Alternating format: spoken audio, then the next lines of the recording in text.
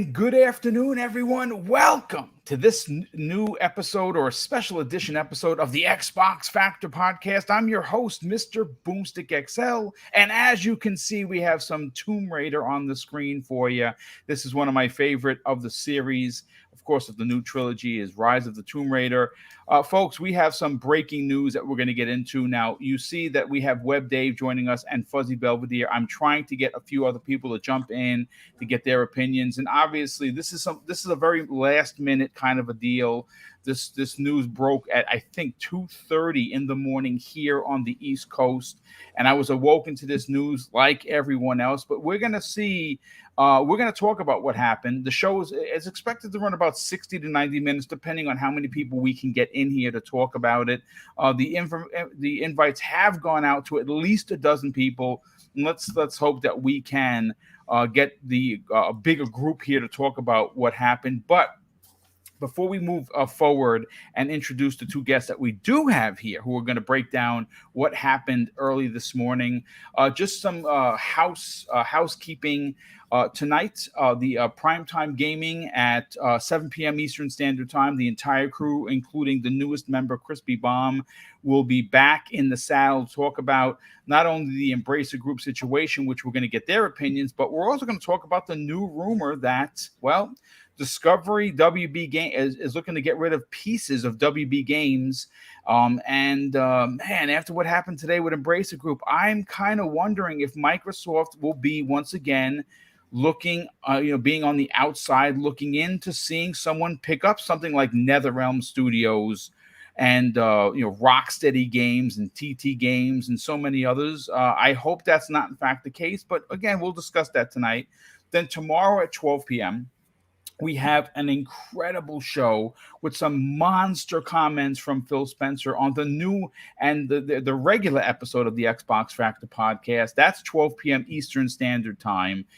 And on Wednesday, folks, because on this Friday, I'm going to be hanging out with my brother, Neo Mental. We're going to be checking out Doctor Strange into the Multiverse of Madness. And I didn't want to miss a show because I literally have so much Xbox news that has been tapped for this week. That I didn't want to miss out. And thankfully, I believe everybody on the panel for Breakfast with Boom is going to be joining us tomorrow, Wednesday morning, 10 a.m. Eastern Standard Time. And again, that's just this week because obviously Friday I'm going to be hanging out with family to check out the new Marvel or the new MCU film. And then, of course, Thursday, I'll be sitting down with Mr. Badbit to talk about, well, we're not sure just yet because it's still only Monday. And that is the new episode of X Vlog Live. So that's right, 5 shows, 4 days, and all top quality news for you and you guys and gals to, hopefully tune in and enjoy. But let's get into the introductions. We'll start first with, of course, Web Dave. Web, thanks so much for being here, brother. Got to shout you out for the monster interview you did with Dealer Gaming. Good friend of this program, good friend of the gaming community. That was pretty damn amazing. How are you? And welcome. I'm doing great, man. Thank you so much. And thanks for having me on here today. I'm so excited to get into this subject because it's just, it like we woke up this morning. We're like, what happened? What's going on? So this is, like you said, a full week of goodness and craziness and, oh man, what to expect next? I love it. Thank you, sir. Yeah, we're going to get into some theories of what happens to Square Enix next, as well as some quotes that I pulled from the interwebs, and to give people an overall picture of what Embracer Group actually has now in their arsenal. But Fuzzy Belvedere, how you doing, brother? Welcome to the program. How you been? Oh, I've been pretty good. Thank you for having me on here. Great to be here with you guys, and man, excited to interact here with the chat, but man, wake up, hear Twitter alarms going off, and it's like, what's happening? What's going on? And sure enough, another one gets acquired type of deal. But we got some stuff to talk about. What's gonna happen with some of the deals that they had out there in the works beforehand? And man, oh man, I wish the news was a little different, but we'll get into it. Yeah. Okay. So let's break down why we're here, ladies and gentlemen. We are here, folks. We were woken up this morning. I'm up at 5 to 6 every day with the missus, and of course, like Fuzzy was just saying, it was one alarm after another.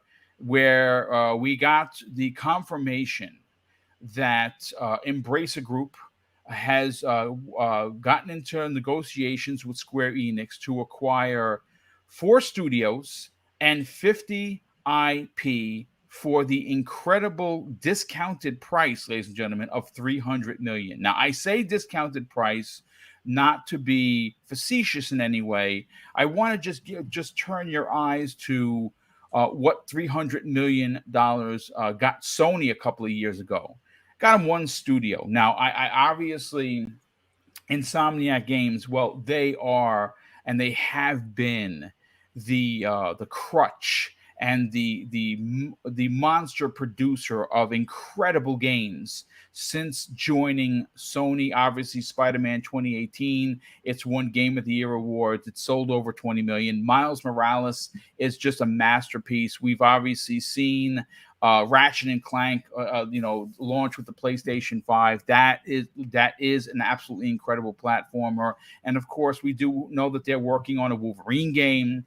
They are supposedly bringing back Resistance: Fall of Man in the form of a remake of sorts. That's another rumor, among other things. That they are a very busy development house, which of course is a part of Sony. But when you compare when they bought Insomniac Games, maybe I think 3 or 4 years ago, that price has potentially doubled, even in some cases tripled with inflation. And today, Embracer Group announces, ladies and gentlemen, that, well, they have acquired pieces of Square Enix in the form of Crystal Dynamics, as well as Eidos Montreal and 2 of the other Eidos studios. Folks, it's a big deal. It's a big deal, and there are a lot of people, including myself, that woke up this morning wondering, well, is this a miss from Microsoft? And in my heart, ladies and gentlemen, I think it is. You know that I've talked about this, that I thought for sure that those 2 studios, as well as the Tomb Raider IP, were going to Microsoft at some point. I had no idea Embracer Group, and of course, who would? Because I'm not a millionaire. I'm not in the stocks trading in the trenches. But I do want to, throw something out there to the community and get your opinions on it in the chat. I'm kind of wondering whether this very, very public deal moves the FTC's focus from Microsoft over to someone like Embracer Group. Now, listen, I understand, folks, that there is a tremendous difference between 300 million versus near 70 billion, right? It's the scales are like this. There's no doubt about it. But, folks, I kind of want to read. I want to read some stats to you for a hot second that come the way of a good friend of the show, Big Fat Eli, who is obviously, he's on Twitter, and he dropped something into the DM, a picture of what broke down exactly what Embracer Group will now have in their arsenal once this deal is expected to close. Listen to this, folks. Now, if you don't know who the Embracer Group is, they're a Swedish organization. And here are some numbers that are going to make you go, After this deal is done, they will have under their belts 14,000 employees, 10,000 game developers. Now, check this out. 124 internal dev studios. 124 studios. And they also own, check this out, ladies and gentlemen, over 900 plus IP. And if you want to know what they're doing with these IPs, well, here's that information as well. They have 230 plus upcoming content games in the content pipeline. And out of those 230 games, which are mostly AA, 30 of those are AAA exclusives. Now, exclusives to who? We don't know. We don't know if they're, well, I say exclusives. Let me just back that up. We don't know if any of these things are exclusive. They do a lot of multi-plat. So They have 30 plus AAA titles coming in the next 2 to 3 years. So when we sit back, the first thing that jumps off the page, and it should jump off the page for you if you are a Microsoft fan, B, an Xbox fan, and more importantly, C, well, a fan of Perfect Dark. What does this mean for Perfect Dark? Well, apparently, folks, it doesn't mean anything. Because we do have some. I pulled some tweets this morning from both Crystal Dynamics as well as the initiative, and this is what the initiative had to say as soon as this was announced. Now, I'm sure they knew this was coming, and they say this, ladies and gentlemen: we're excited to see Crystal Dynamics take these next steps with their studio. Our teams have made great progress in building Perfect Dark together as co-development partners, and we will be continuing this work with them in their next chapter. And of course, we do have a quote that came out immediately from Crystal Dynamics, and this is their press release, ladies and gentlemen. It says this: a new chapter in our story begins as we announce a plan to join the Embracer Group family. Embracer Group will help propel us to great new heights, and as we continue to deliver exciting experiences from our beloved portfolio of franchises, as well as original concepts and IPs developed with partners. Thank you for our amazing. Thank you to our amazing fans for being a part of our journey. The best is yet to come. Now, before I get to the group here, I got to bring up an article that was posted at the videogameschronicles.com, and this came the way of April 11th, 2022. And this is what was interesting, and I've been talking about this. I've actually talked about this several times. And according to the report here, Embracer Group reportedly intends to continue an acquisition spree that has helped it become Europe's largest gaming company by market capitalization. And this comes the way of CEO Lars Wingfors, and he said this to the Financial Times. He said that he wants to invest in free-to-play games and in the free-to-play game space, as well as in countries like the UK and US, Poland, France, and China. And Embracer Group, which has a market valuation of $9.9 billion, has now, then had 115 internal games development studios, and they intend to continue their onslaught of acquisitions. Now, this obviously, the story came out on the 11th. Obviously, we are today, May 2nd, and they kept true to their word. I got to go to Fuzzy first on this. Fuzzy, this is a bit of a shocker, to be honest with you. I didn't see this coming. As a matter of fact, a couple of weeks ago, I think we talked exclusively about how I thought Crystal Dynamics, because of their connection to Xbox, and they've worked with them before, obviously, I thought they were a shoo-in to join Microsoft. I thought that in a situation where we've seen Square Enix throw these studios under the bus, it was almost a lock to get both Square Enix, Crystal Dynamics, as well as Eidos Montreal, and I thought that on top of that, they could easily have acquired the Tomb Raider license, which is a genre that Microsoft doesn't currently have. Yeah, they're working on Indiana Jones, but that's Indiana Jones. Right. Tomb Raider, Lara Croft, man, that would have been something. Well, we know that Embracer Group now owns this IP. It is a big deal. Yeah. The question that a lot of people in the chat are going to be asking is this ABK deal, has it fisticuffed Microsoft into being a part of the conversation? Because $300 million seems like a drop in the hat. That's couch cushion money. Pretty for much. Microsoft anyway. Yeah, shake the couch and out $350 million comes. There you go. Take it. Yeah, it's so amazing in a way, and so disappointing to some extent. Because, like you said, you weren't alone. I totally was under the impression that Crystal Dynamics and Eidos Montreal were were like going to be part of the Xbox Studios family. It was just a matter of, is it going to be under, Matt Booty, or are they going to answer to Phil? How does that fit? And I think that was probably that was like the bigger question, like, changing the drapes type of thing on getting them into the, the house of Microsoft type of deal. But yeah, it after all that stuff with, Square throwing them under the bus, backing the bus up, hitting them again a couple of times. Oh, they're not the right fit. Oh, the game underperformed. We just knew they wanted to dump them like, like the old girlfriend or something.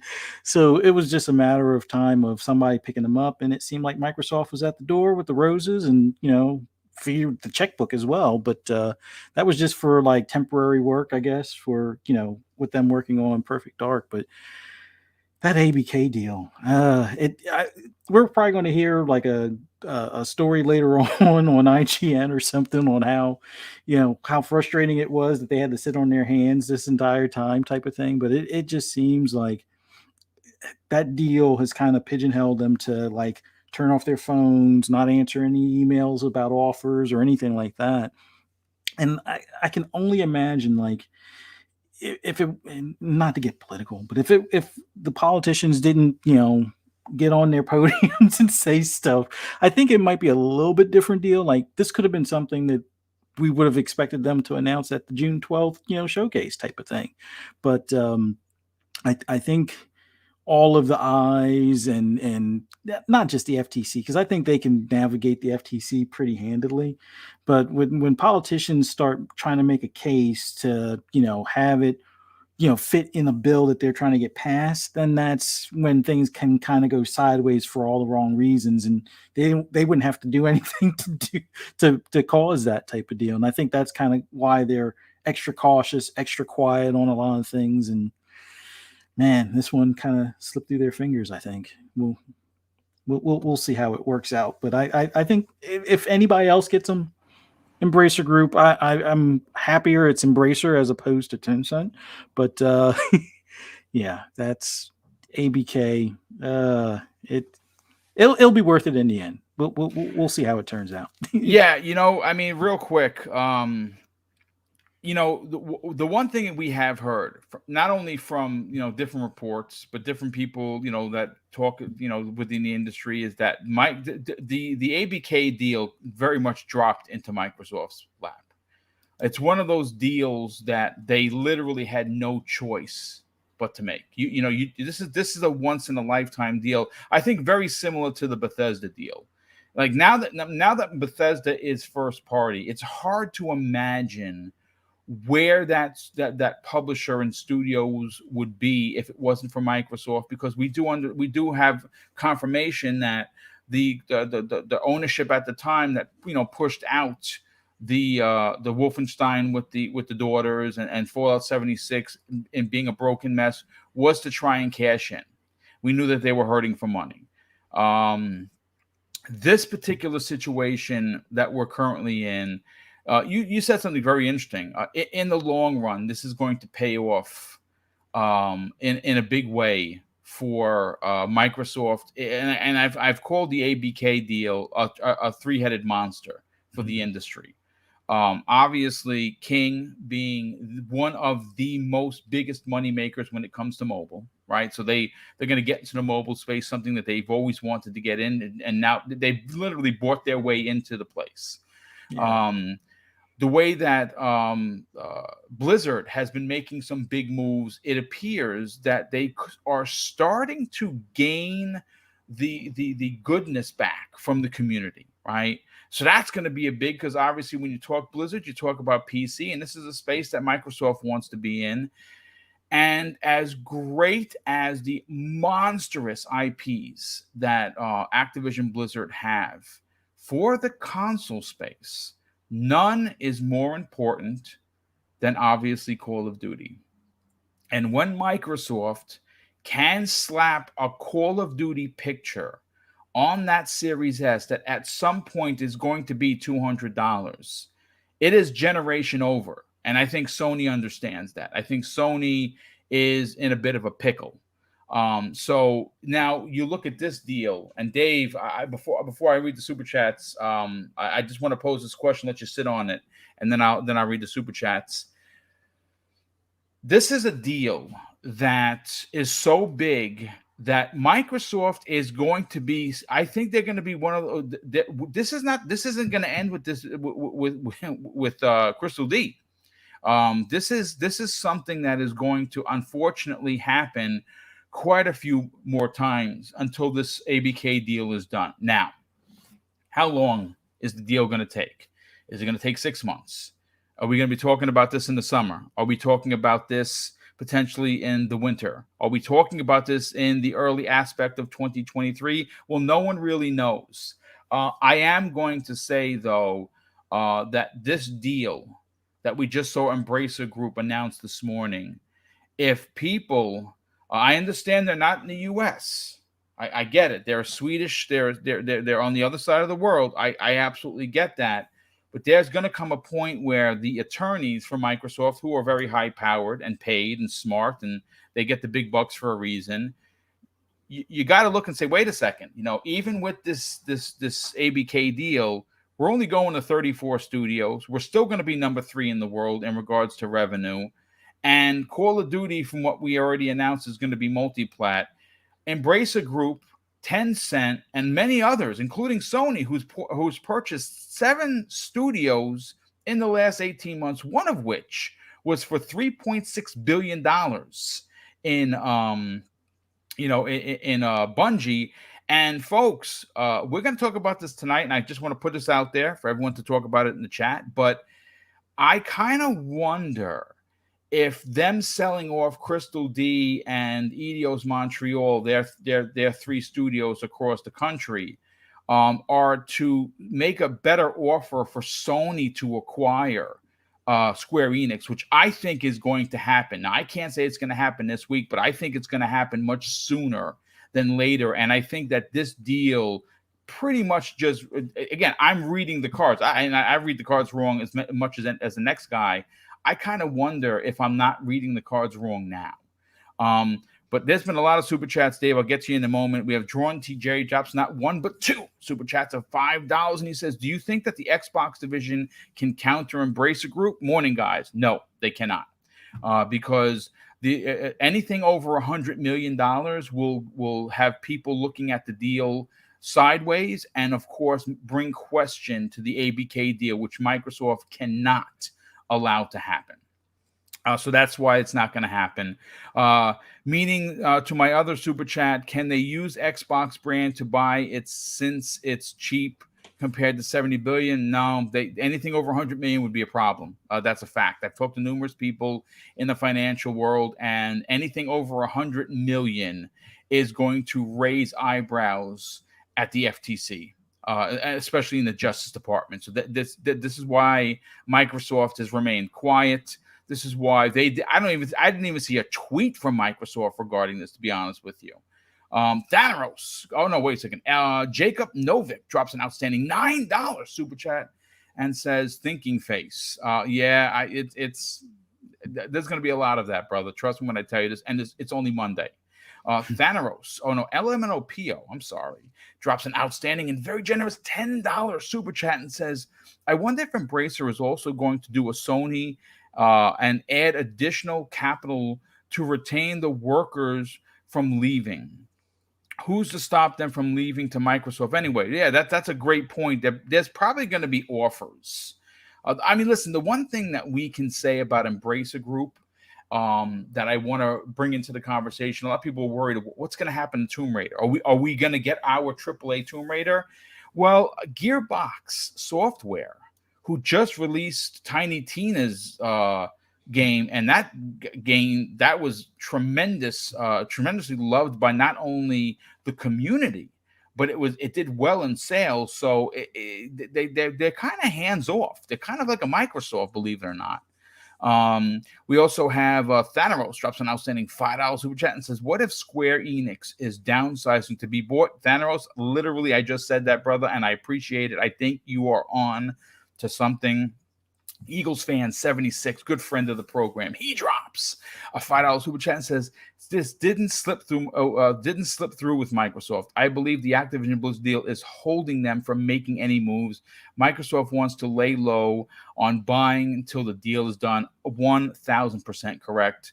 Chris R. Drops an outstanding $5 super chat and says, "Usually the Activision talk is around existing IPs. I'm more excited for those teams being free to make new things for the first time in a while." Yeah, dude, I can't wait for Microsoft to own these studios so they can get back. Perfect example. I know I'm being selfish here. I'm going to say it. I'm going to say the two words that everyone's so sick of me saying. Toys for Bob. Make a Banjo-Kazooie. That's all I want. And then, you know what? It's over. It's fine. I can quit podcasting tomorrow and it would be okay. Daniel McGee drops a very generous $5 super chat and says, "If Rocksteady and NetherRealm go somewhere else other than Xbox, I'll be massively upset." Yeah, well, we're going to get into why it's funny. I don't think that is going to happen. I honestly was talking to KSI this morning, and we believe that Microsoft, and again, we're not money men, right? This is just us. We're fans, right? We're just being silly and we're talking. There's a shot that they could pick up the Mortal Kombat IP as well as the studio for under $900 million. And if that in fact is the case, they could pick it up and just add the studio without raising any alarms. It's just one studio, it's one purchase, it's one IP. And again, Rocksteady would be just another studio. I'll put it to this way: they're not getting Batman, they're not getting DC. That is in the billions. If they want that, they could take the studio and let Rocksteady, which would be freaking awesome to add to XGS. But we'll see. LeBurn98 drops a very generous $5 super chat. Always, yeah, I did get Dynamics G. It says, "Regarding the future of Perfect Dark, after the ABK deal closes, Microsoft will not be lacking talent to work on a potential sequel." I absolutely agree. And you know what? They could very well stay with Crystal Dynamics if they have a good working relationship with Embracer Group and just let them work on a sequel. Again, we'll know that in time. We have Matt Titchbon drops an outstanding £5 super chat and says, "Sad that they're not going to Xbox, but in my opinion, this is still good news. Square has massively mismanaged the studios. Chance for more Deus Ex." Yeah, the first Deus Ex, the reboot, was so good. He says, "Yes, please." And Drawn TJ drops an additional $5 super chat and says, "Do you think Microsoft goes and gets Mortal Kombat?" Yes, I do. "And do you think that they'll drop the bag to get Ubisoft Plus?"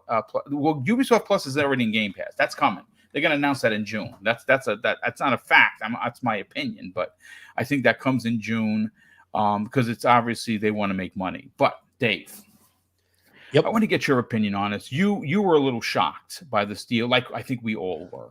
Yep. And I do really want to get your business sense opinion on.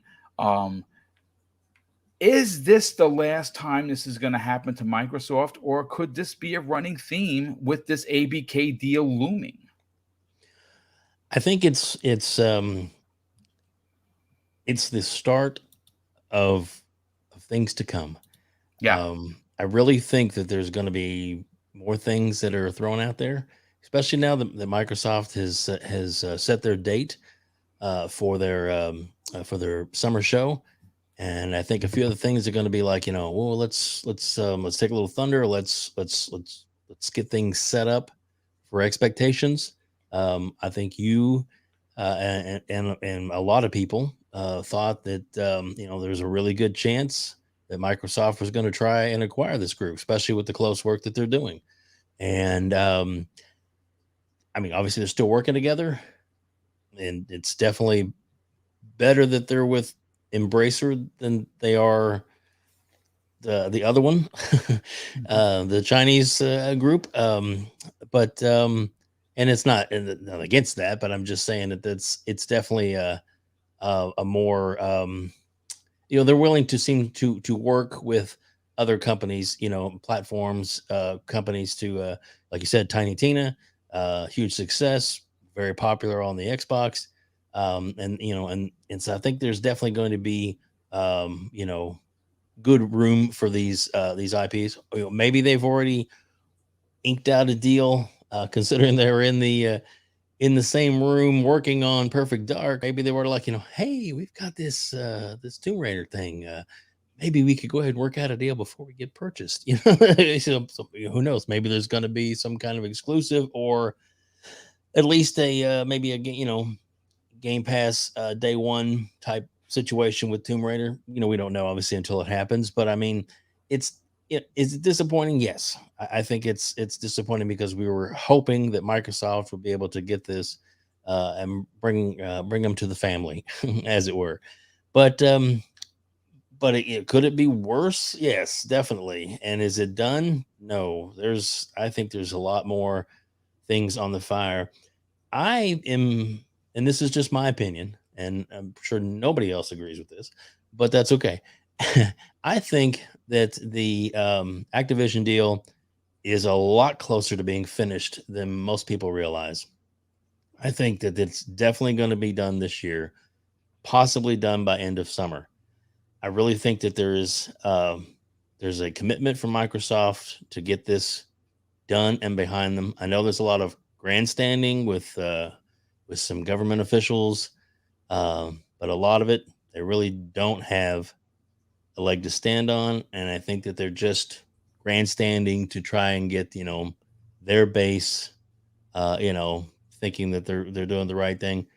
But I really don't think that it's as dire a situation as it is. And like you said, there are purchases that can be made that that are under a certain financial threshold. That's a better word. Yeah, threshold that that can that can still be done and acquired. And there, one of the gentlemen in the chat, I can't give credit to him because I can't remember. It flew up pretty fast, but made a really good point that Phil likes to make announcements and acquisitions at these shows, and I think we're probably going to get something we either didn't expect, or a kind of a, oh cool, that's a good pickup. But I think there are some things in the works besides the big one, as it were, the big acquisition we're looking forward to. I think that there's definitely going to be more things coming, and it's just a matter of time. I really was hoping that this was going to go to Microsoft, but it didn't. So anyway, I'm putting in some more super chats too, by the way. Yeah. I appreciate it, brother. Loki 2975 drops a very generous $5 super chat. Loki, welcome to the program, brother. He says, hoping someone does something with Legacy of Kain, one of my favorite IPs. Yeah, dude, Legacy of Kain. I definitely can see coming back. They have so many studios that why wouldn't it? Drawn TJ drops an additional $5 super chat. Says, I got to ask you, do you think after the ABK deal, they'll go and get WB, look at Disney, just saying, they're not buying Disney. Microsoft isn't that big. They're big, but they're not. I'm buying Disney big. I don't know what is going to be left. Listen, look, folks, what did Phil Spencer say in an interview after the Bethesda deal was inked, after it was official? The board asked Satya Nadella straight up, yep, who's next? That's what they wanted to know. So I would imagine that the investors that are making unbelievable amounts of money investing in Microsoft and their future, especially, and again, you got to remember that gaming has become such a thing for them. Gaming is as big as Windows is for Microsoft, and that's saying something because last generation, there were a couple of people, the human Roblox and a few other people that were in charge of Microsoft. They didn't treat gaming like that until Phil Spencer came along, and Phil did what Phil does, and since he's taken over since his promotion in 2017, it has been all golden gooses for Microsoft. I look, I don't know what happens, how long this deal is going to take. I'm not going to sit here and lie to you. Like I know that we talk about $70 billion like it's nothing, because we are just fans. Like we literally have no right to even talk about it like that, because we're not investing the money. I mean, I have stock in Microsoft, sure, but as we talk about it, like we're throwing, it's our money, we're just throwing it around. Though I do want to kind of turn this around a bit. Okay. And I want to bring Fuzzy into the conversation. And this is not being finger pointy. This is just, I'm sitting here and I'm listening to everyone in the chat, and I want to thank everyone for being here. We have almost 600 people here, which is amazing. So thank you. If you're finding the channel for the first time and you like the clean shaven Boom and you want to join and you're enjoying the conversation, I do 4 live shows. Actually, I'm doing 6 live shows in 4 days this week. It is going to be a busy week.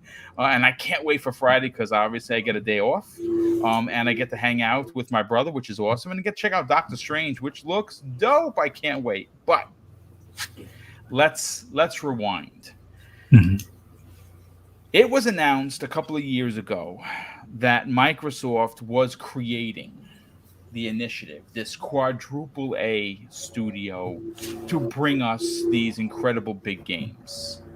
I hear some feedback from somebody. I'm not sure where. Yeah, they're the grounds crew. Oh, okay, all right, yeah, no problem, brother. That's all right. I thought it was feedback on my end. So listen, they make this big announcement, the initiative, right? And they pack all of this talent into there. And I'm going to be honest with you. I kind of thought it was too much talent, too many chefs in the kitchen, so to speak. And I think it was doomed to have issues, because, if you're head of a studio and you are making the decisions, now you're coming into a position where they're paying you a lot of money and you're with a lot of heads of studios. Who's listening to who? And that's eventually what wind up happening. The question that I have for the chat, and again, nearly 600 people here, is are we witnessing a misstep from Microsoft? Meaning that because Crystal Dynamics was announced to be working on this deal. I mean, working on, Perfect Dark, if I'm not mistaken, please correct me if I'm wrong, before the announcement of the ABK deal. So, Daryl Gallagher has a connection to the studio. Mm-hmm. Did Microsoft kind of drag their heels a bit in acquiring, attempting to acquire Crystal Dynamics, because they knew that they were going to need them to pick up the development duties of Perfect Dark? Again, I'm not dumping on Microsoft. They're my favorite developer / publisher. I just got to ask the question. I want to see what the chat has to say, because again, there's nearly 600 people here. I don't want to get what the panel has to say. And Fuzzy, I'll go to you first. Again, we'll never know until someone writes a book. Right. Big business is big business, and obviously we have no idea how and when. More importantly, not how, but when Crystal Dynamics was tasked to take over for obviously the initiative, which is what I was always under the impression that they were going to do. The initiative was going to start something, and another studio was going to finish it. And they were going to move on to the next project and start it. Another studio was going to finish it. And I thought that that's what the whole point of the initiative was going to do. Yeah.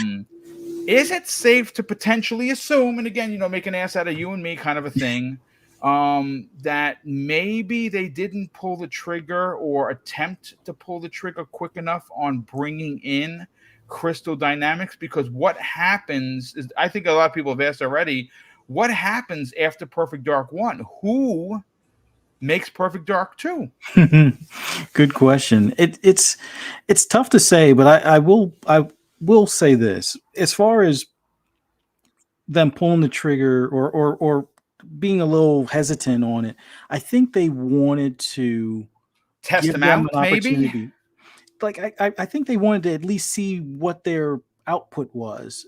firsthand. Like, I know they trust Daryl Gallagher as far as his word and everything along those lines, but I think they wanted to see if it fits their new system as far as how the games are created, the quality level of the game, and so forth. So I think it was kind of like a wait and buy or wait and see type of thing, for that quote unquote organic growth type of deal. I think they just wanted to kind of try them out, see if they're up to task, see if they might have some hiccups here and there as far as meeting, let's say, milestones or things like that. And then after everything goes according to plan, like, hey, all the boxes are checked, they met their milestones, they the quality was better than expected, it's critically acclaimed, and all those things, then I think that's when they would have probably sat down with Square and be like, hey, here's a check, or what, how much do you want for these guys, kind of thing. But I think they got kind of beat to the punch. I think Square wanted to unload them faster than what Microsoft, even if the Activision deal wasn't kind of looming. I think Microsoft kind of wanted to wait until the game was closer to being wrapped up to make the deal. But I think you might be onto something, brother. You're Yeah. making a lot of sense here. I'm definitely buying what you're putting down. Yeah, because they have a lot of studios that they've worked with in the past. Like, we know how it went with Platinum Games. That didn't go so well. We know how they've worked with Remedy in the past. And Remedy is a great developer. It's just they seem to take their sweet time when it comes to things. So I think because of those previous interactions with other studios, I think that may have kind of bit them in the end. Them being, a little gun shy because of the past, not realizing that that clock was ticking faster than what they expected. But yeah, it slipped through their fingers. I'm pretty sure if Matt, Booty, and Phil and them look back at this, they're probably like, you know what? When we got Square to okay them to work for us, we probably should have said, yeah, we'll put an exclusive contract down, like with the option to buy, because then you could probably drag it out, and at most you'll just be paying for extra contract time services and things like that. But I don't know, maybe Embracer was like, yeah, we want all three or nothing at all type of thing, or something along those lines, while Microsoft was like, well, we'll take these guys today, and these other guys, can they wait until after the ABK deal kind of thing. But I don't know, we'll hear the stories hopefully in the near future. And I'm not going to say the rat's name, but if he prints an article 6 months, I'm to a sure year he's from literally typing right now, and because he has such little beady hands, it's going to take a little bit longer to jump out. But we won't say. It's like speaking about the guy from Harry Potter. No, don't mention him, or actually don't talk about Bruno. More importantly, no, don't talk about Bruno. But listen. Real quick, I kind of want to paint the picture here because this is pretty interesting. Jay Fonzarelli, good friend of this community, incredible community member, actually retweeted something from Skill Up. Now, I think that everyone knows who Skill Up is. He has an outstanding YouTube channel. He has a blue check mark next to his name on Twitter, and he actually posted something that's pretty interesting. And he says this: Square Enix has explained that the purpose of the sale was, among other things, to move forward, and I quote, in investments in fields including blockchain, AI, and the cloud. Now, this is a direct quote from the company that he has in the tweet. And it says the purpose of the transaction. Number one, purpose of transaction. The transaction will assist the company in adapting to the changes underway in the global business environment by establishing a more efficient allocation of resources, which will enhance corporate value by accelerating growth in the company's core business in the digital entertainment domain. In addition, the transaction enables the launch of new businesses by moving forward with investments in fields including in blockchain, AI, and the cloud. The move is based on the policy of business structure optimization that the company has set forth under the medium-term business strategy unveiled on May 13th of 2021. And he continues, he says, imagine selling Crystal Dynamics, Eidos, Tomb Raider, and Deus Ex so you can do some NFTs. And he might be onto something with that, and that is extremely disappointing. Hey, John Wolf, welcome to the program there, brother. How the heck are you? What's up, brother? I was able to join you now. Kind of shifted my schedule around, and I wanted to join you for the big Embracer talk. Yeah, well, we will come right back to you momentarily, Wolfman. John. Thank you so much. Web Dave, what? How do you answer that? The question that I, of course, posed to Fuzzy Belvedere. I mean, again, we don't know for sure. Like we can only sit here and we can kind of kick the ball around and wonder. Microsoft, listen, they know what they're doing. They are literally right in front of our eyes, stealing market leadership from Sony. Literally in front of our eyes, ladies and gentlemen. If you think otherwise, please present the case to me that you think Sony's going to be the market leader next year. The answer is good luck with that, pal, because they can't even get consoles to their players, let alone we have no idea what they're doing in the future, but we do know what Microsoft is doing. And right now, Microsoft seems to be the talk of the town. Now, again, this is I'm personally I'm disappointed because I really wanted these two studios for their third person prowess. You know, we just saw Eidos Montreal deliver one of the best games of last year in Guardians. If you look at what Crystal Dynamics has done with Tomb Raider, listen, you could say whatever you want about Avengers, but you cannot say that the main story was garbage. It was fantastic. The graphics were beautiful. It was marred in microtransactions. It was marred in a very, very poorly developed multiplayer. Getting pants for the Hulk that were a different color, that probably shouldn't have been your thing, but it was, and that's why the game suffered the way it did. It didn't help that Square Enix locked Spider-Man, which turned out to be complete crap, behind the PlayStation paywall, which was ridiculous. So there was a lot of things wrong with that game, but you cannot argue the talent that they have, and it will be on display once Perfect Dark is finished. But do you think that maybe, Web Dave, that this could have been, maybe Microsoft should have pulled the trigger potentially earlier instead of waiting to see how they turned out working with Perfect Dark? And I say that to say that Daryl Gallagher knows every man and woman in that studio because he's worked with them for years while he was there. Yep. Yeah, I would say that I think that they probably wish they had pulled the trigger, especially for the price tag. That was, as like you said before, it's a steal. Yeah, it's a really 50 good again, price. Folks. Just if you're just joining us, and Dave, I'll give you back the mic in a second. Yep. Just to give you a bigger picture of what went down: 50 IPs, 4 studios, $300 million in this day in 2022. Sony paid $300 million 4 years ago. I believe it's 4. I could be a year off. For Insomniac Games. Now, Insomniac Games is worth every penny. They have put out banger after banger, and I freaking love their games. But just look at the difference. Yeah. I mean, but continue, please. No, you're right. It's Sony at that time got a great deal, a really huge deal, because basically they wouldn't really have any IP at the launch of the PlayStation 5. And with this acquisition, I mean, you got to think that there is some kind of talking going on, considering, the team that was recently purchased is, right now working with Microsoft on Perfect Dark.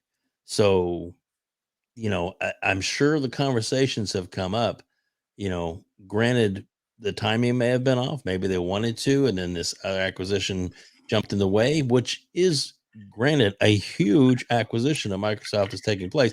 And in the long run, it's going to be extremely beneficial to Microsoft's bottom line and to their market share going forward. And hopefully, which if they seem pretty confident that they're going to continue to work with Microsoft, at least on this game, maybe future games, that they've worked out the hammering out the deals before the purchase so that they could be kind of locked into place with that, maybe? Or, maybe you're like, hey, if you're going to take us over, we'd also like to have day and day. We'd also like to have, these other avenues, and maybe even have kind of an insight to the projects they're going to be working on. So Microsoft, I definitely think, even though they didn't get them, and you and me are disappointed that because we wanted them to get them, I still think there's some light at the end of the tunnel for Microsoft, even in this purchase away from them. Of course, the big I guess not going to happen, but hey, maybe Microsoft will buy the main company. Maybe they'll buy. I mean, again, it's possible. It's room for conversation after Yep. the ABK deal, because it's almost guaranteed that the same board members Mhm. that sat in their very, very high, expensive leather chairs, certainly after the Bethesda deal was done, they said, "Who's next? Yeah. Who are you guys going for next?" So Microsoft is one of those. Remember, they have. I mean, we heard that they had billions to spend, right? We got that Yes. directly from multiple sources, more specifically, Jez Corden of Windows Central, friend of this program, friend of the community, and prominent member of the press in regards to getting it right. So we trust Jez, and he actually did confirm that they did. I mean, he didn't specifically say how much millions. I think we heard from numerous sources. It was $300 billion, which is just ridiculous to even consider. But they did have a lot of money to spend, and they did. They spent $70 billion, or they will eventually spend $70 billion on the ABK deal. I mean, it's going to be interesting. John Wolf, I got to rewind this because I want to ask you both questions. And, oh, wow, we're getting another person here. Dreadpool, what's up, dude? How's everything, brother? Mhm. Good morning, I guess. Definitely a good way to wake up, right? I woke up Yeah. this morning, turned on Twitter. I'm like, okay, I guess Embracer Group made some moves here. Oh no, Yeah. I was awake when all this happened before everybody else woke up and blew up. I was working. You guys, Yeah, gotta he's working remember that. overnight, so you saw it. As a So matter I of fact, saw the idiots yeah. posting all their. There goes Perfect lack of Dark smarts. ruined. Yeah. Microsoft is screwed again. Like, how did you do this, Microsoft? Phil, how did you let this happen? It's like Papa Phil lets oh my lets God. children down, Yeah. and And then we're it's like, all orphans now. Poor Phil. Poor people. and then you see Ridiculous. was it 300 mil for a studio and only get 4 games, and it's like you read the 4 games and over 50 right behind it. Yeah. You literally you like went back and quoted it, but didn't even read what I mean. Oh. And it just got worse. Yeah. We're going to get to it, but before I bring in John Wolf, and of course Redpool, thanks so much for joining, brother. Definitely appreciate that. Jerron TJ dropped an additional dude, a $10 super chat, and says, "Sorry, I meant Disney got Marvel and Star Wars, and the FTC didn't do anything. So if Microsoft gets WB, they'll be fully entertainment. Then they can't be stopped by buying companies." You know what? It's Microsoft. Yeah, it's really not that simple. And Microsoft is a tech company, and I don't want to be vulgar. The government, or certain people in the government, have a thing. I don't want to, like I said, I don't want to be vulgar. Have a thing for tech companies. Microsoft isn't one of those companies that they hate. Apple and Microsoft are still in somewhat good graces. It's Google and Amazon that that they have a bit of a thing for, especially in local government. But we also have Eternal Shaddai drops, wow, dude, a very generous and monstrous $20 super chat, and says Microsoft shook the gaming industry by trying to purchase Activision Blizzard. This is a move by Embracer that maybe they wanted Activision but didn't.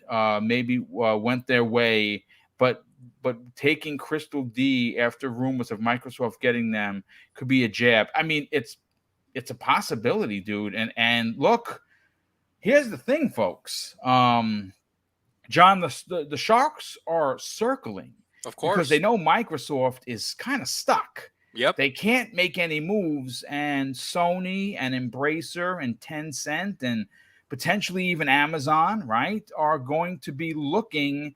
The bully is in detention right now, and they can't do anything. Obviously they have money to spend. I don't say money to burn, because no one burns money, but they have money to invest with, and they're stuck. John, so I want to get your opinion on this, but I kind of want to bring this back around to what does this deal? What does Tomb Raider being locked up to Embracer Group rather than being an Xbox first party game or a franchise mean to you? I mean, it's a missed opportunity. Personally, to me, I feel like if if you have a private conversation with Phil Spencer, I'm sure a very candid conversation that was only between two gentlemen. I'm sure he would tell you, man, I wish I could have locked up Tomb Raider, but after the backlash that they received after they made it exclusive, Phil kind of changed his mind on trying to lock down content in that fashion, So I do think that the opportunity's been there and they just haven't struck. When I woke up this morning and I read this deal, I was like, wow, good for Embracer Group, and thank God that these devs are finally going to be taken away from Square Enix and their constant disappointment.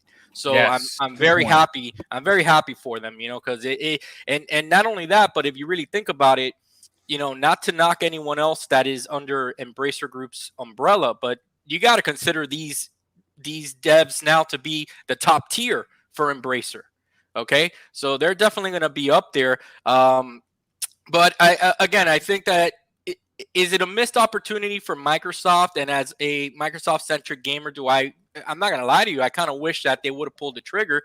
But this right here proves to me now more than ever that their hands are tied at the moment with this Activision deal. Because I think I mean, that's it. I'm sure that this is a deal that they wanted.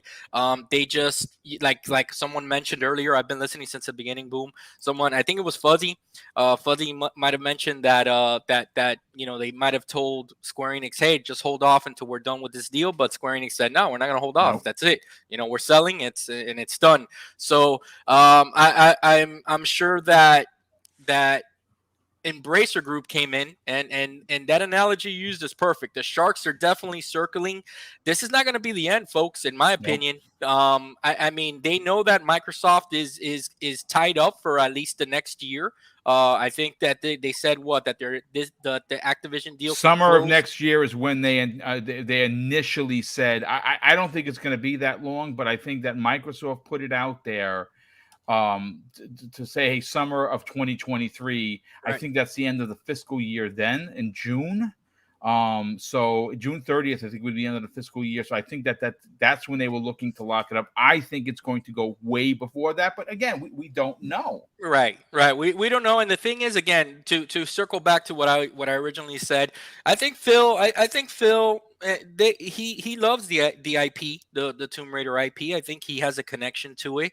The only thing is that he's seeing the bigger picture. He's not trying to lock down these IPs that are just going to bring in just bad publicity and things like that. It's not the time for that, and Microsoft is well past that. But yeah, I mean, do I think now that there's a possibility that the Perfect Dark game is in danger? No, because that they came out front and center and addressed it.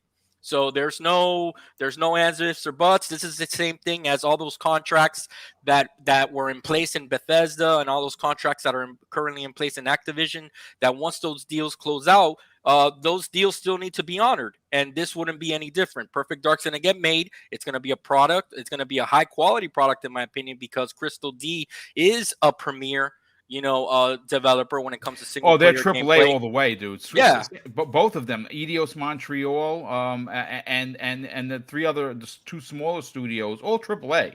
Right, absolutely. So anyone trying to knock this down, trying to say that, oh, now it's over, Perfect Dark is done. No, like I said, they addressed it. So by them addressing it, that's a good sign. That's saying, hey, that contract's in place. Crystal D's currently helping out the initiative with this, and we're going to honor that. So nothing's going to change. So that's pretty much it, Boom. I mean, the thing is that this is way bigger than just, you know, Tomb Raider. Microsoft missed on the opportunity to lock down Crystal D and Tomb Raider. It really shows the landscape of the gaming, you know, the landscape of gaming right now. There's going to be more acquisitions, there's going to be more purchases, and now that Microsoft is tied down, I'm at least expecting a lot of these companies to come on and make acquisitions, because they know they have a short window to do that. So yeah, that's interesting. You know what? If you missed it, I want to read the what the initiative had to say early this morning. They said, we're excited to see Crystal Dynamics take these next steps with their studios. Our teams have made great progress in building Perfect Dark together as a co-development partners, and we will be continuing this work with them in their next chapter. And that clearly says that even though they're being acquired by the Embracer Group, they will continue the work to finish a Perfect Dark. Now, what happens to Perfect Dark 2? I don't know. Is there going to be a Perfect Dark 2? Hopefully. But Dread, I want to give you some numbers. And again, we have nearly 600 people here. Holy matrimony. Thank you so much for coming out and hanging out with us and obviously getting involved in the conversation. If you're someone that's finding the channel for the first time, I'm Mr. BoomStick XL. This is Double Barrel Gaming. And I do 4 live shows per week, every week without fail. This week, as a matter of fact, folks, I'm doing 6 live shows in 4 days. It's going to be a very busy week, one that I'm very excited to get into. But Is that Dread, it? yeah, I know. Shame on me. I should have added at least 2 more. Dread, Wolf, I'll come back to you momentarily because I do want to ask the question on whether or not you feel this is a miss for Microsoft. We'll get to that in a second, but I kind of want to bring Dread into the conversation. Dread, listen, this was posted this morning just to give everyone a big picture of what is happening over at Embracer Group. How big is this Swedish investor? Well, I'm going to tell you how big they are. Currently, or at least after this deal, Dread, they will have 14,000 employees. They will have 10,000 game developers. They will have, get this, folks, 124 internal game studios. 124 studios compared to like Microsoft that will be at 32 with ABK, and some people, not going to name names, were calling that a monopoly. Okay. After this deal, they will now they will have ownership of 900 plus owned IPs. And right now, coming in the next 2 years, all the way into forecasted into 2023, Dread, they have 230 titles in their content pipeline, and 30 of those titles are AAA. So to say that they are a monster player in this era of gaming would be an understatement. What are your thoughts on Microsoft not being able to pull the trigger to get these 2 incredible studios to be a part of Xbox Game Studios? And I will give you the question on top of that, the back end of it. Is it a miss for Microsoft? Oh, well, it is a miss. Unfortunately, we already know that they're already in legal litigation with the FTC and all that BS that they got to go through, right? And unfortunately, it's something that, what could they have done? Could they have gotten this first and then gone over to Activision? What would have happened then? Because they could have had a miss right there. That really could have screwed up the bigger deal. So, it's the same thing with poker. Which hand are you going to play? Are you going to fold? Are you going to call? Are you going to keep going? You have to figure this stuff out, because everybody knows that's counting cards. They have an idea what you have. You have an idea what the other person has. So this coming out of left field is only for us. It's not for them. They already knew. I mean, my hopes of Lara Croft and Indy meeting up with, Pitfall Harry would have been great, but it's not going to happen. Awesome. Yeah. You know what I mean? I mean, it could still happen. We never know. It could. It could still happen. Even having Joanna Dark meet up with Lara Croft. That would have been cool too. You know what I mean? Just that little hints, you know, and those little Easter eggs back and forth and stuff like that. It would have been cool because then it shows you that there's a little bit of camaraderie within the studios, especially with David Gallagher being in charge over there. But it just didn't happen that way, you know, and people are freaking out more so than anybody else over all this. Is it a miss? Guaranteed it's a miss. You know, I'm sure they knew, they just couldn't do anything about it. And, you know, a verbal agreement only works so long. You know, money talks. And if that handshake is there, great. But guess what? Even handshakes are kind of like forfeited. Well, back in the days, they meant something. I don't know Yeah, what they mean these not days. today. Money talks, man. That's for sure. Right. Nothing happens. You know, it's I've seen it before. You know, we've done, hey, we're gonna do this, and this, and then you show up and somebody's already halfway into something, and it's like, wait a second, I thought we were gonna do it. You know, we had a gentleman's agreement. Yeah. You know, so obviously there is no such thing. And Dredd, it could be also that maybe Microsoft pitched just to sell Crystal D to them, and Square Enix said no. It's either all three or nothing. That's possible too. Yeah. I mean, we don't know the full parameters. You know, maybe they didn't want all the, with as much money as they spent. You know, do you think they want to spend another 30 mil? Maybe they didn't have it for the whole package that they were willing to do just yet because of, I don't know, this is a monopoly. Well, wait, isn't this a monopoly too? You know, you got all these idiots out there just screaming whatever word that they want. And that's the unfortunate part. You know, we need to, you know, think about this. Is this good for the gamer? That's the main thing. Is this good for the gamer? Will this turn out better for all of us versus anything? Because they seem like, I feel, you know, it feels like Marvel Universe, like the Collector is actually running the Embracer Group. Right? Does it not feel that? That's a great analogy. I love that. That's fantastic. I mean, they got all these IPs. They're not doing they're doing stuff, but they're not doing as much. They're just sitting on a whole bunch of this stuff. I mean, a lot of these companies are. You know, we've been asking for this game. We've been asking for this game over here for this company, that studio. A lot of them are sitting on them, you know, because I guess, you know, I mean, look at how long we've been asking for Sam Fisher, and we're finally possibly getting it. You know, they said that they're working on it now. They're going over it. But what happened to that? We all forgot about it. It's only been like 6 months. You know, so there's a lot going on that we don't know. But yeah, it is a miss. It would have been great. I know personally, you know, I'm still saying Sega needs to come over. I've always said that WB, they never left the table. So that one there is up in the air. You guys already talked about that stuff. But it's like there's so much going on that, you know, as you know, just think about it. As you, if you could afford it, could you deal with all this and then deal with that over there and deal with you're going to miss something.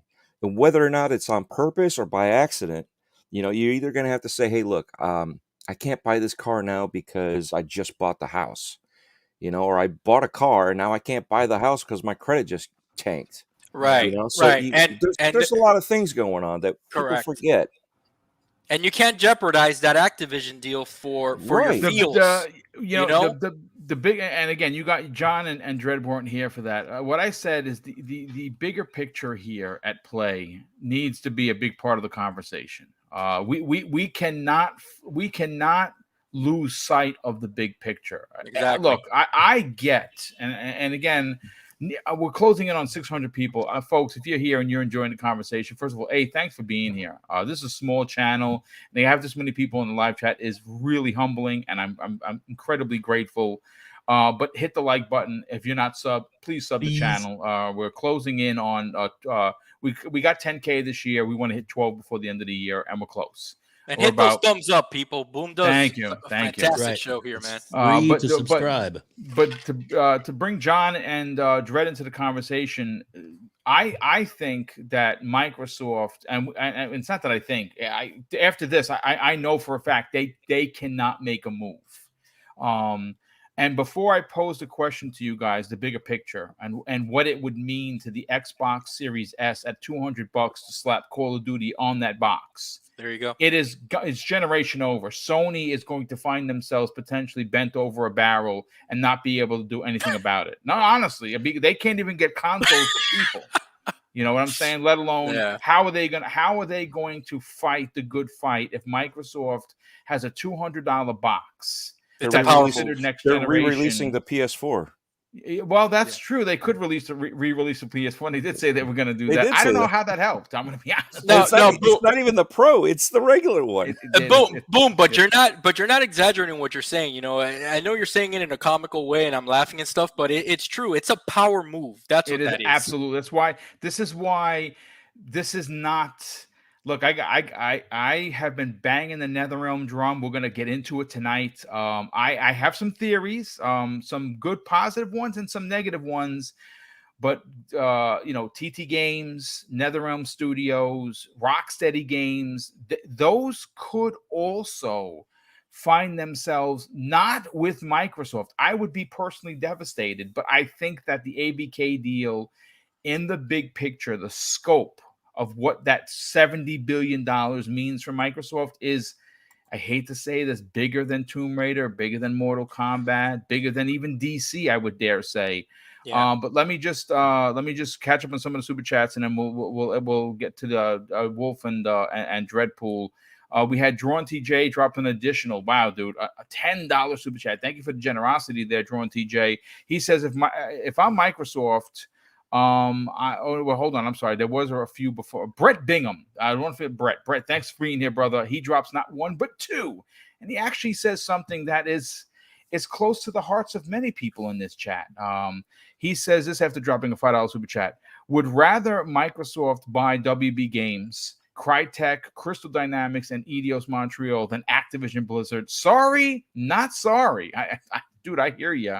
And he says, with an additional $2 super chat, sell it, and Phil Spender will come. Indeed, he will.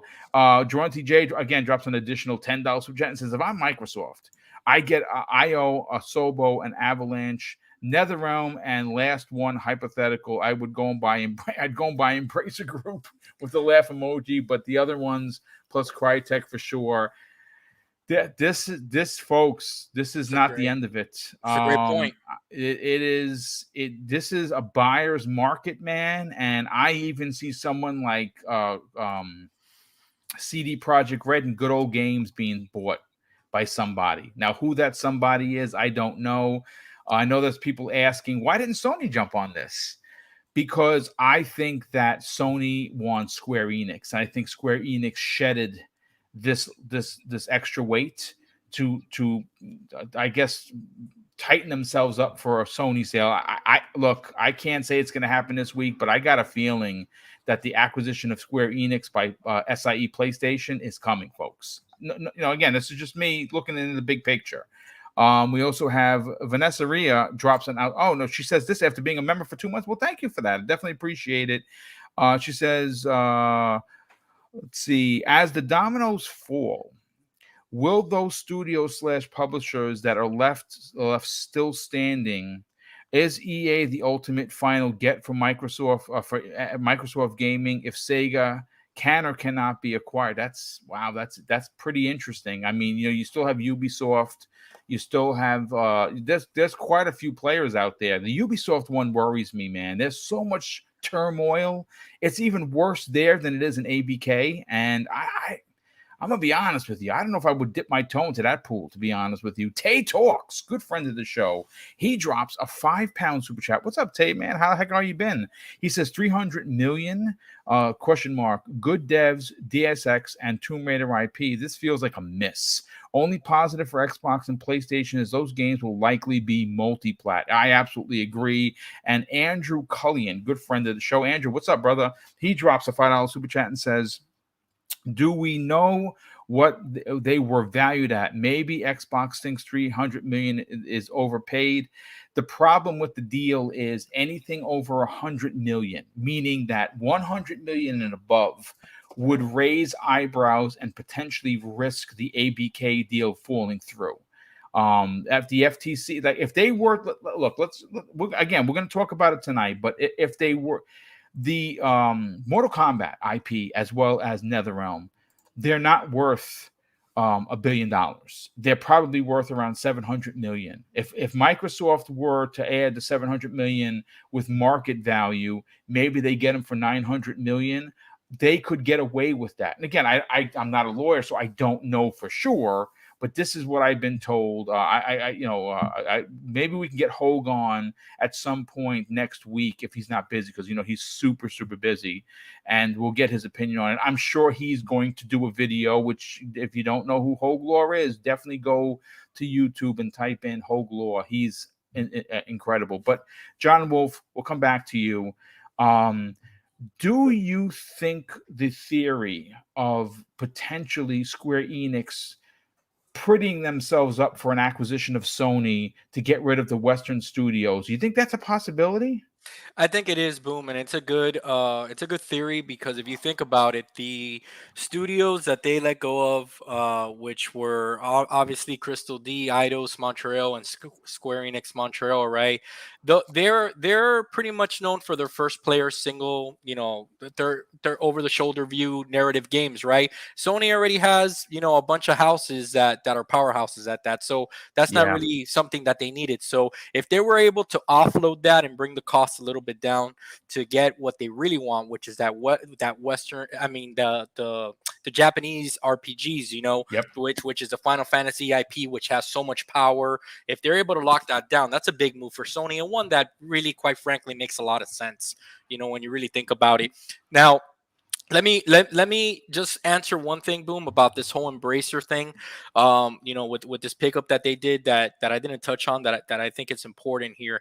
Look, when I say this, I really don't want anybody listening to think that these Xbox fans are so arrogant and they think that they have money and they can do whatever they want. But this is the bottom line, right? If you're a filling company, you don't jeopardize the Activision deal for $300 million. It's just not going to happen. You can't compare 70 billion compared to 300 million. You know what I'm saying?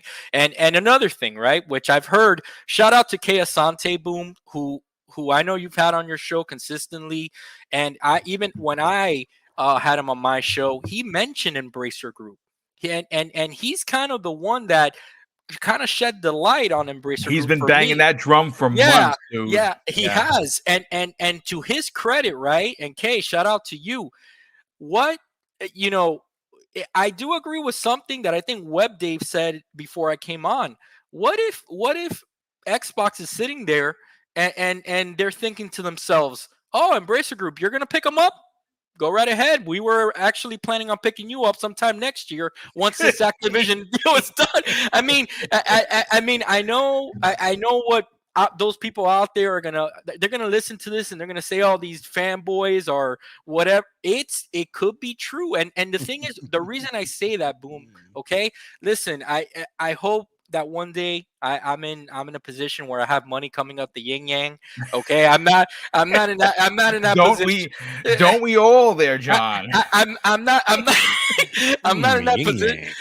All right, but this is the bottom line, and I'll give you a little example of something so simple, but how you can relate to this. Okay, all right. So I have these FPS sticks on my controllers, right? So they cost about $20, Boom. I bought a pair. I didn't like them. $20 to me is not much. It's not much. Okay, so I went ahead and I bought another pair. I can throw away the $20. It didn't hurt me. If you really think about it, right? Embracer Group has so many devs, so much IP, that what I'm trying to say is that Microsoft is like, we don't want to spend the $300 million right now. We're not going to put ourselves at risk of losing this deal. We'll just pay $8 billion. We'll just pay $10 billion later on just to get the whole damn farm. Yeah. You know what I'm saying? And if you think about it, right, an acquisition of an Embracer Group, what does that benefit, Boom? It benefits Xbox, because look at how much content they would be able to bring into Game Pass with a big move like Embracer Group. Ridiculous, dude. That would be that would be the true monopoly, though. Well, I mean, no, it wouldn't be. But the thing is that if you really think about it, their need to produce content to its subscribers, right? That right there would be sufficient. How many games, how many IPs, how much property would they own? It would be a factory. It would be nonstop. Now the monopoly stuff, Dreadpool, I don't know, brother. But to me personally, Boom, I know I know that this is skeptical what I'm saying here, but I truly believe that Microsoft they have the money to kind of shrug their shoulders and be like, we'll see you later. That's it. Still wouldn't be bigger than Tengen. That's all I'm saying. So yeah, no. I just don't think the monopoly thing holds any weight at all. Sorry, I mean, my opinion. It's a great point. Dreadpool, listen, you've always brought into the conversation how you've worked with other, in your personal life with big companies. How do you? I mean, do you think that the theory of potentially, because we've heard numerous times that Square Enix was going to be purchased at some point. Yeah, everyone kept saying Microsoft. They got to get into Japan. Who better? I don't think that's the way they go. Personally, Square Enix to me, I mean, their Final Fantasy stuff. I'm not a big fan of Final Fantasy 7, yes, but everything else, meh. I could take it or leave it. Do you see the same thing happening where they get rid of their Western studios that they've thrown under the bus? Now all they're left with is Japan proper, and they're all prettied up for Sony to come in and purchase. What are your thoughts on that? Well, yeah, here's the funny part, right? Didn't they say that all the Western studios, every time they released something, it was unprofitable? Yeah, absolutely. We lost money, unprofitable. And we all were like, this is weird because it's always the Western studios. It's always the Western studios. So, we don't really know the numbers. I mean, we do know that they've played some shady plays with the Game Pass situation, that they didn't pay their devs what their Game Pass portion was. They only paid them for the sale, which... it's just very odd and shady like that, but it's just one of those things. I mean, if they're trying to look good for the Japanese market, then yeah, it could be that they're trying to separate themselves from the bad image, which I don't understand, because Guardians of the Galaxy was a great game, and you don't think something like that is in Sony's wheel well? But so that doesn't make sense. To get something away that Sony could use in something like that, Could you imagine the Nathan Croft. Drake crossover with Tomb Raider? How big that could have been if Sony would have bought the whole thing? Yeah, and bringing Lara Croft back to Sony. I mean, that's where I played it. It was on the PlayStation. Yes. So I played it on PC too, but it's just yet again. That part doesn't make sense, that you would get rid of IPs that would be definitely appeasing, that you would think to be the hook for Sony to jump on. So I don't understand that part of it. But Dredd, it could be that the IPs needed to be part of the deal, or else there was no deal. That's the thing. Right, but not for Sony. Yeah, Sony why would you get rid of Tomb Raider if you're going to try to sell it to Sony? No, I agree with you. It's just that if you really think about it, I guess that the biggest thing is that Sony's position is that they're not lacking in their over the shoulder adventures. And they have an abundance of it. Maybe a part of the deal, I think, is what John is putting down, is maybe the Sony's telling Square Enix, hey, listen, we're interested in you, not the other side pieces. So get rid of those, and then we'll purchase you. So this whole time they've been telling us that their Western division doesn't do good, to let us know that we're trying to sell these guys off. We're trying to partition these guys away from us, so that way they are not part of us. They are not part of our greatness. So we can sell them off, and we continue to own our greatness, because that wasn't us that failed. It was them that failed.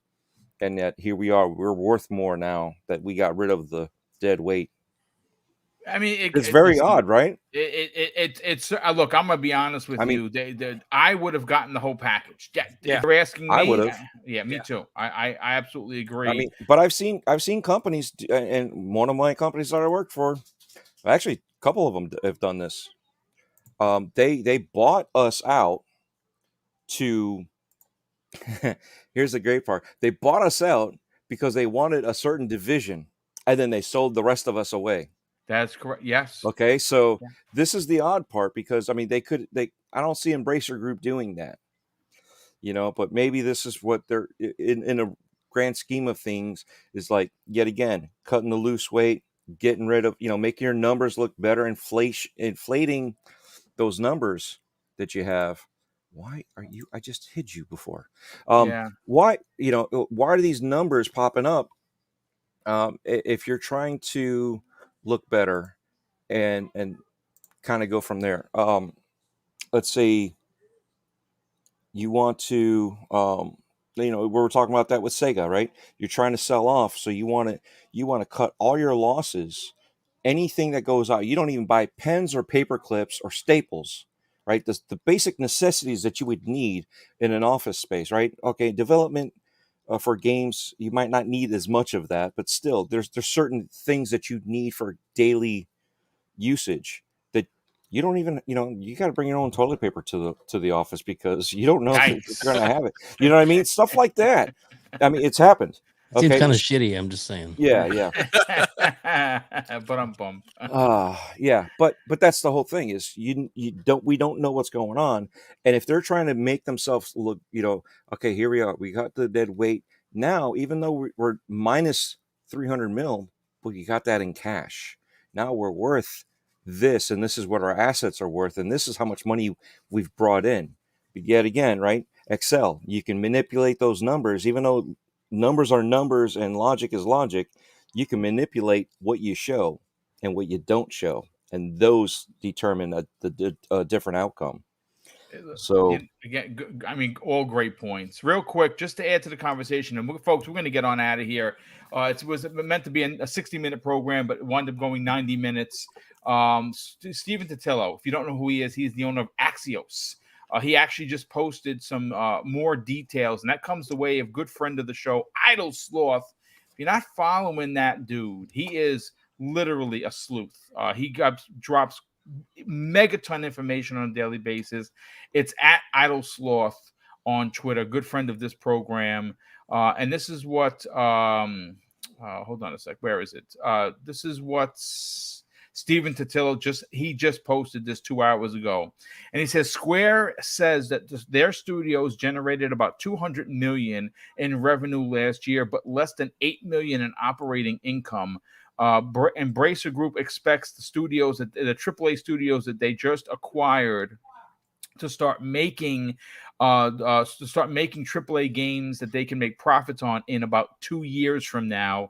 And he finishes it off with the Perfect Dark Crystal Dynamics deal continues, even though they were acquired by Embracer Group. So just to kind of get that cleared up. But listen, ladies and gentlemen, let me catch up on any of the last super chats that have come in.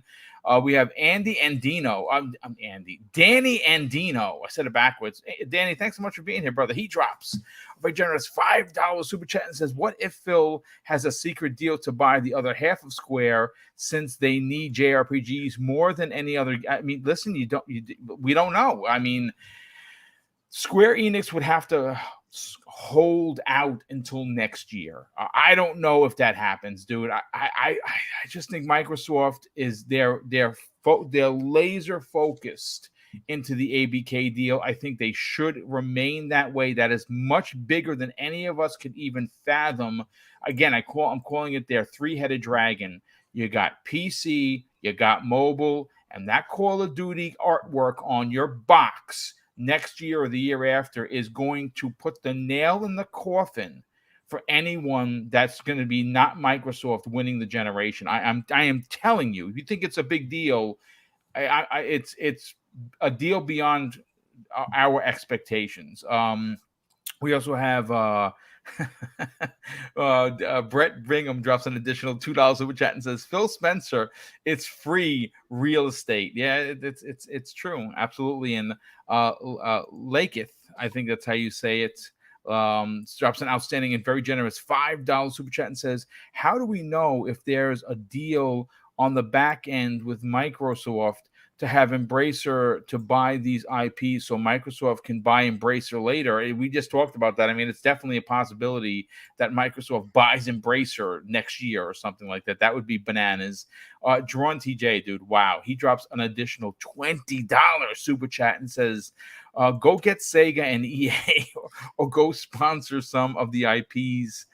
Go make a deal to bring all those games from Embracer Group into Xbox Game Pass. Also, do you think Microsoft steals Sony's thunder by buying Square after the current deal?"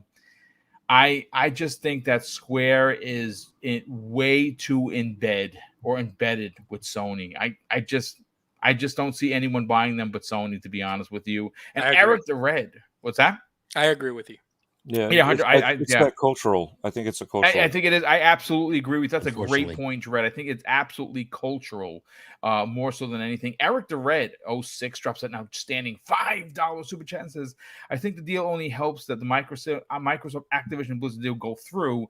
Now they can point to the FTC and say, yes, we said in the beginning, great point, Eric. I said, yeah, listen, they have 124 studios. 124 studios, folks. It's ridiculous. But listen, let's get to the outros. I want to say a big thank you to the near 600 people that turned out to this special edition of the Xbox Factor podcast.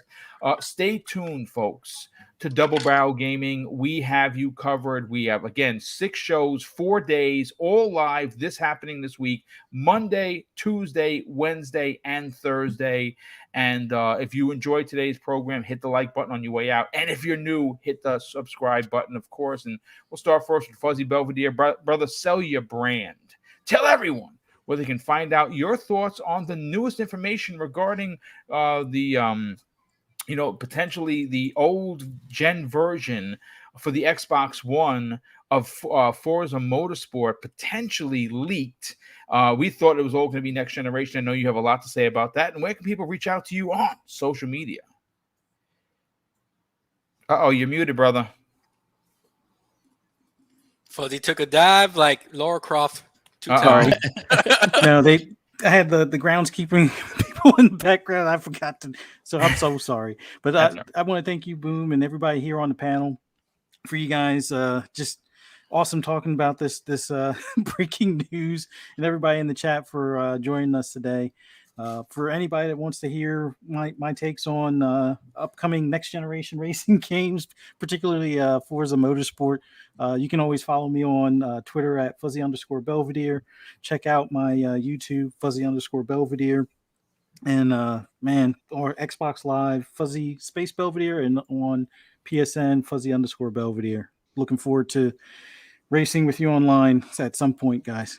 Yeah, definitely. And folks, this is your panel for Breakfast with Boom. Well, we're doing a special edition Wednesday version of Breakfast with Boom. You're not going to have one this Friday because I'm going with my brother to see Doctor Strange. So Wednesday, 10 a.m. Eastern Standard Time, a special edition, one time only, of Breakfast with Boom this Wednesday morning. Don't forget to tune in to hear what we have to say. And we have a lot of Xbox news to get into. Web Dave, brother, sell your brand and tell everyone about your recent interview with Dealer Gaming. Where can people reach out to you on social media? Well, you can reach me. I have a website. It's outbreakpodcast.com. That's the easiest way to find all our links, shows, and everything else that we do. Or you can on YouTube. It's Outbreak Podcast. Boom is nice enough to got us in the show notes and description down below. So definitely click on that. Easiest way to get a hold of us. We have just dropped a huge interview with Dealer Gaming, and he definitely does not hold anything back. So you definitely want to listen to that. I love it. It was a great interview, and I've got a lot of good ones coming too. I'm telling you, I've just working out a deal with Ash and Luca, and just already having the can N64 Josh. Nice. So more dude. great Excellent. interviews coming. So stay tuned, man. It's going to heat up, and I'm sure I'm going to get to John Wolf pretty soon. I got to reach out to you soon, man. For Yeah, sure, absolutely, brother. Good stuff as always. Yeah, Thanks, man. definitely check out Web Dave's. I mean, he's interviewed just about everybody in the community, and they're all fantastic. Well done, well thought out. Definitely check that out for sure. John Wolf, Sell Your Brand, brother. You do the same thing, very similar. You do interviews. You've had quite a few big ones as well. Tell everyone about your YouTube channel, where they could subscribe, and where can people reach out to you on social media. Yeah, for sure, Boom, for sure. Catch me, John Wolf, exactly how it's spelled, right under my little, square here. You can find me on PlayStation, Xbox, YouTube as well as Twitter. I love engaging in conversations, Boom, because I like to get different theories and stuff from different people. It's always good to interact with the community, man. And check out my latest interview was with Tim Dog. Very candid conversation about his history with Xbox, why he chose the Xbox platform, to be his preferred console and stuff like that. It was very good, and Tim revealed a lot of good information on there. So I suggest that you check that out if you want to get to know Tim a little bit better. And I'll see you guys Wednesday morning here on Breakfast with Boom for sure. Web Day, Fuzzy, Dread, it's always a pleasure speaking to you, gentlemen, and Boom, of course. Thank you so much for the platform. We really appreciate it, man, and I hope you guys enjoy the rest of your Monday afternoon. Yeah, I mean, again, and mind you, it's only Monday, folks. My God, it's only Monday. Dread, by all means, sell your brand, brother. Tell them about Breaking Bread with Dread, where they can find that incredible program, where they can subscribe to your YouTube channel, where can people reach out to you on social media. First and foremost, as always, thank you to the chat for showing up on a near 600 people, man. Wow. Impromptu, right? We had no idea that we were going to have another Breakfast with Boom. I mean, we had no idea that the whole panel was going to show up. Yeah. So, at Wednesday, I may or may not. So it'll still be Breakfast with Boom. The guys will handle it if I'm not here. So you guys don't have to worry, I'm kidding. But no, they will handle it. Like I said, I'll do my best to be there for Wednesday. But thank you again. It's great having these conversations with the rest of the panel because we all don't always agree on everything. You've already seen us go back and forth, and that's the way it should be. I love it. I love going back and forth. It's supposed to be civil, right? It's supposed to be debates and discussion and learning from each other, differing opinions. There you go. In a friendly manner. Exactly. And this is how it's supposed to be. And that's why I love it here. Now, back to me. I think it was about me, right? It's supposed to be. Yes, absolutely. Right. Yeah, baby. It's all about you, baby. Yeah. So, all right. Just look up Linktree/Dreadpool at Linktree.com/Dreadpool. All letters, all caps. It's got the links to everything for YouTube, which is Dreadpool. The Twitter, which is O's or zeros. And then Breaking Bread with Dread, which is on Anchor.fm/Spotify. I don't even have my stuff open up I have a cheat sheet. I have all your information in the show all the stuff's down below. Yeah. And in a couple weeks, I'm gonna be with Carlo and Cerebral Paul. Oh, very nice, dude. That's I'm gonna have to buy a pineapple to hand over to him when I see him. But anyway, we're gonna be going to the Orlando MegaCon, so I will be out there. Nice. So you'll never know what's gonna happen until it happens because we don't even know. We're just gonna go with the flow, and it's gonna be a great time. We're gonna get some interviews that's been set up with some people. Nice, and it's gonna be fun. So definitely. Keep an eye out. That sounds awesome, brother. If you're interested and you want to subscribe, and you should, to everyone that's on this panel, and you want to hear their thoughts, theories, and opinions on the gaming industry, please, when this show goes on demand, and it should almost instantaneously, every piece of connective tissue that you need to simply just click and subscribe and follow on Twitter are there for you to do so. And of course, that is going to be your show. Thank you so much for this impromptu Xbox Factor podcast. Of course, I want to wish everyone an amazing day. I say a big thank you to all of the super chats. I mean, they power the show. They allow us to do the big giveaways, and we have 3 left for this year, big ones. And the Christmas one is going to be about $1,000. It's going to be the biggest one we've ever put together. And we fund these things through the super chats, through channel memberships, and I want to thank everyone for that support. And of course, I'm going to close out the show, folks, with something That's important to me. Hopefully one day it'll be important to you. And that's something that my dad taught me when we were kids. And he said, Craig, treat others how you want to be treated. Also, it doesn't cost anything to be nice. You live by those rules, son, and I can guarantee you're going to have an awesome day. So take care, everyone, and we'll see you tomorrow on the newest episode of the Xbox Factor podcast.